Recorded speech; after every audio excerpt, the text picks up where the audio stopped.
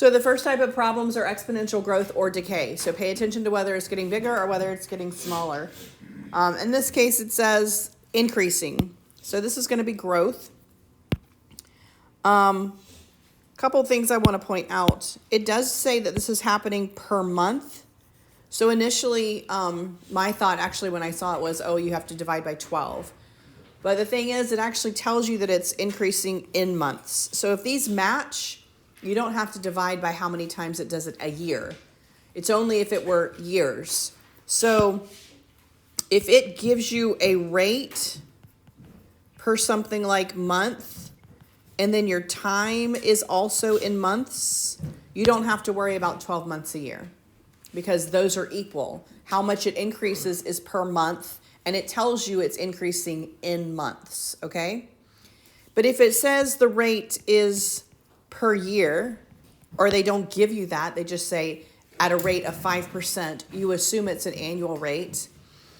And then they say that it is compounding per month, right? And then time is in years. What will it be 5 years from now? This is when you have to divide by the number of months in a year, okay? Because anytime how it's compounding and the time that they give you is different, all you're doing is matching it, okay? Think of it that way.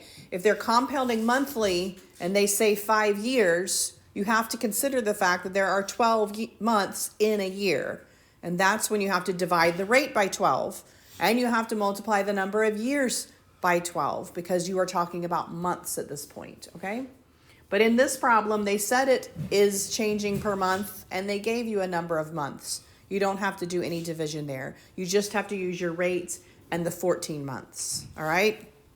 So when I set this one up, my initial amount is that 34,860. I'm going to say 1 plus 0.05. I don't need to divide by 12 because it is months in months. I am going to raise it to the number of months I am increasing this. And that will give me the answer.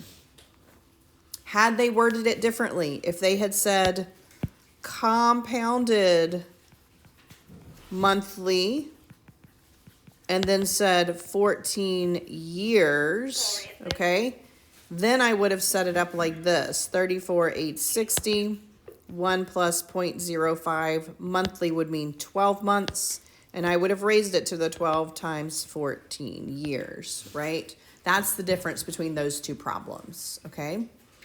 So if how it compounds and the time is different, you're going to have to change it using those how many times it compounds a year. If they're the same, you can ignore that altogether. Leave your rate the way it is, raise it to the power of whatever they gave you. All right. And when you do that, you're going to round it. Anytime you're talking about users, this is talking about a person, you're going to round it to the nearest whole person because we don't round it to half people. If it's dollars, like say it's an investment, you need to round it to cents. That means 2 decimal places. Okay. So you need to kind of use your logic here. If it's something like inches or measurements, then you can round to 1 or 2 decimal places. That makes sense as well. But certain things don't make sense. So if it's talking about people, round it to the whole person. If it's dollars, round to the cents. Okay? Any questions on that? When you do this one, you should get approximately 69,020 users would be your answer here. For tax purposes, a car rental company assumes that their fleet depreciates. That word means that it is going down, right? It's going down. It's going down by 7% a year. If the initial value is 37,200, what will the value be when the car is 13 years old? So notice it said 7% per year, 13 years. I don't have to do any division here. Those match. So my initial is 37,200. 1 plus, but now my rate is 0.07 going down. So this is a negative 0.07. I'm actually going to subtract the 0.07 because it is depreciating. I need to use a negative there. And then we are going to raise it to the power of 13. All right. So if it says depreciate, you need to use a negative for your interest rate. If it is appreciating or growing, you need to use a positive for your interest rate. And when you put that in, again, you can put that in your calculator just the way it is. You should get approximately $14,481. This is dollars and cents, so I am rounding to 2 decimal places there. Dollars and cents when you have money. The first part of page 2 is literally just rewriting. So questions 9 through 12, you're trying to make them look like questions 13 through 16. And questions 13 through 16, you're just rewriting them to look like 9 through 12. You are not solving anything here. You are literally just rewriting them for me, okay? So no solving, we're just rewriting. They want me to go from log to exponential form here. So when I do that, this is the base of my exponent. So y is going to be the base. What it equals will become my exponent. And y to the x power will equal the large number there, 75. So my base is the base of my exponent. What it equals is the exponent. And then the large number that's with my logarithm is now what this problem equals. We've just switched it around. For the next group of problems, we're rewriting them into logarithmic form. So I'm going to write the word log. The base of my log is the base of my exponent. So this is base 11. And you need to make it smaller because it's different than the log of 11, right? It's base 11. What I am taking the log of is this number over here to the right, 121. And that whole thing will now equal my exponent piece, 2. Base is the base. And then switch your exponents and your logs around. So if I'm doing this and I've rewritten it to the power, I may be able to look and say, okay, 4 to the second power is 16. And to put it in the denominator, I have to make it negative. So 4 to the negative 2 would equal 16. So you may be able to jump straight to this. Or you may want to rewrite it. Well, this is 4 to the x. And this is 4 to the negative 2. Well, if that's the case, then x must equal negative 2. And I had the question, can I just rewrite it like this? 4 to the negative 2 equals 1 over 16. Yes, I will take any of these as your answers. All right. All right, rules of expansion. Rules of expansion. For expanding, if you have a logarithm and you have 2 things multiplied, you can expand them to addition. So we can create 2 different logs with addition. If we have the log of something divided, we can expand that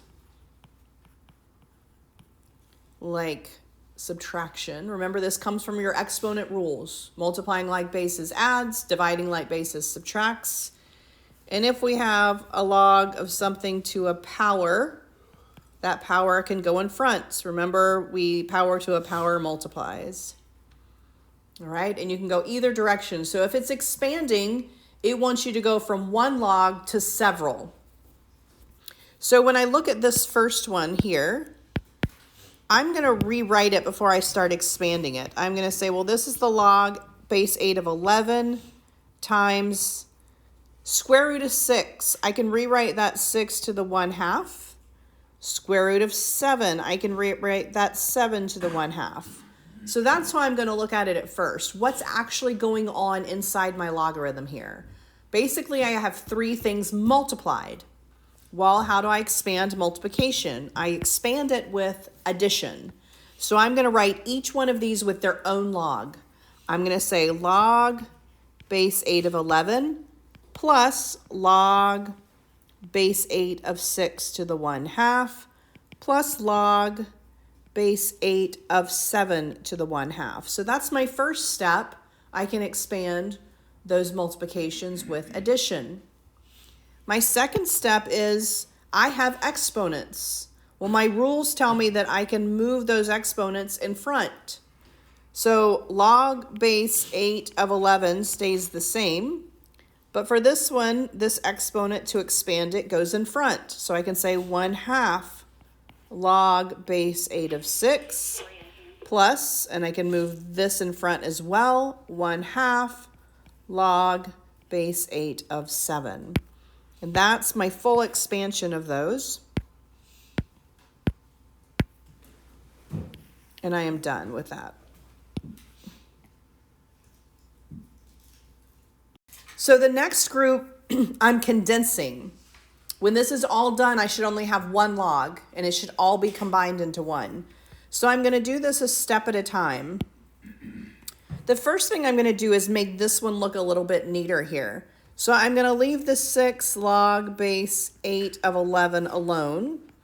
And something over 3 is the same thing as 1/3 times that. So I'm going to rewrite this to look like that because it makes my life a little bit easier. All right, so if it's over a denominator, you can just pull it in front like a fraction.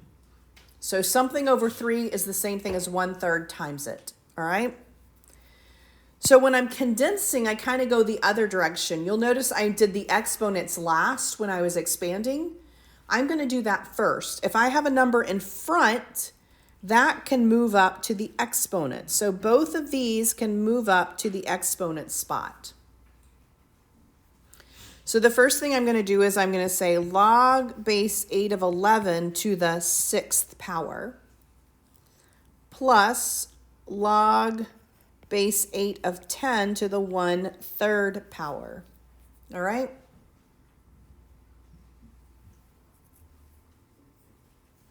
Now, my next step here is looking at the fact that I am adding these. Well, remember, addition converts back to one log with multiplication. So I can rewrite that as log base 8 of 11 to the 6th times 10 to the 1/3. All right? Fractional exponents. Up here, what did my fractional exponent represent? A radical, right? A root. And so I'm not going to leave a fractional exponent. I'm going to rewrite this one more time. Log base 8 of 11 to the 6th. And I'm going to write this as a root, not a square root. What's my index of this root? 3. Yeah, this is the cubed root. And so that's the final condensing. When you are all done with the condensing of a log, you should only have one log. If you have multiple logs, you did not condense. When you go from addition to multiplication, one of your logs goes away, right? So you'll notice when I went from this to this, they combined to one log with multiplication. All right? Solving equations. These are really basic equations. We're not going to get into really difficult ones at this point. We'll do a little bit more difficult ones later on. When you see these, there's probably a way to rewrite these with the same base. It's likely what's going on here. So you should recognize that these two have a common base. Hopefully you can see they have a common base of 5, okay? So I'm going to rewrite each of these numbers in terms of 5. 125, that is 5 cubed.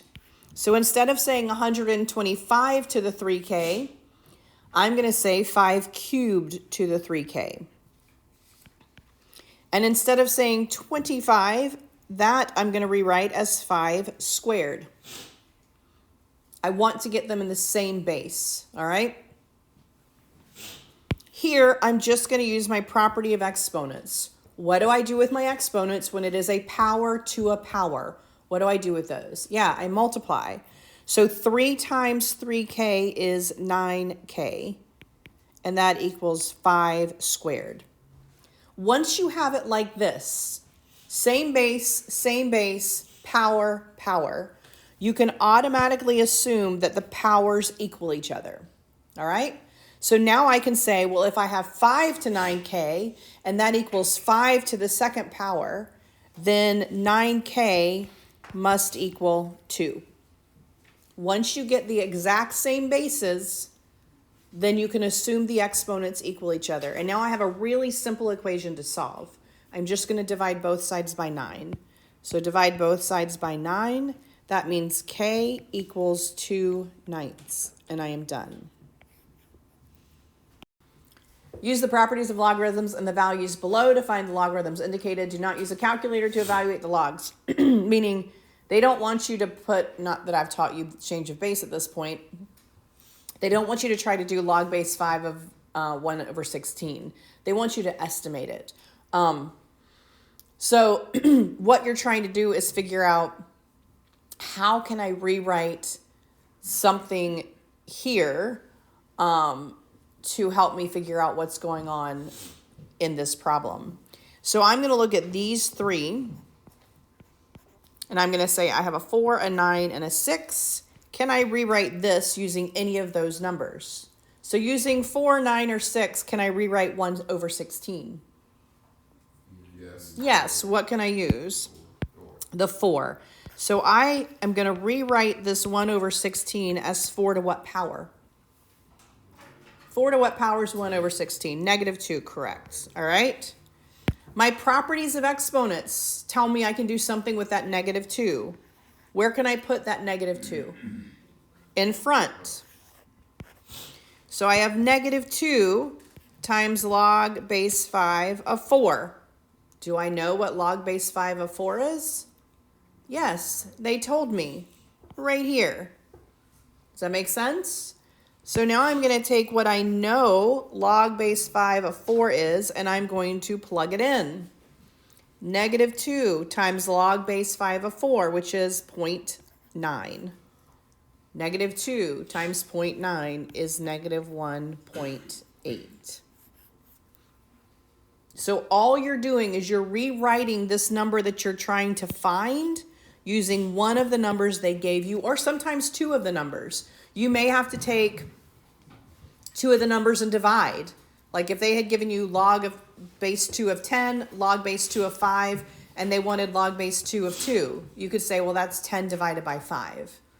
Okay, and so you're using the numbers that they gave you to rewrite the number you're trying to find.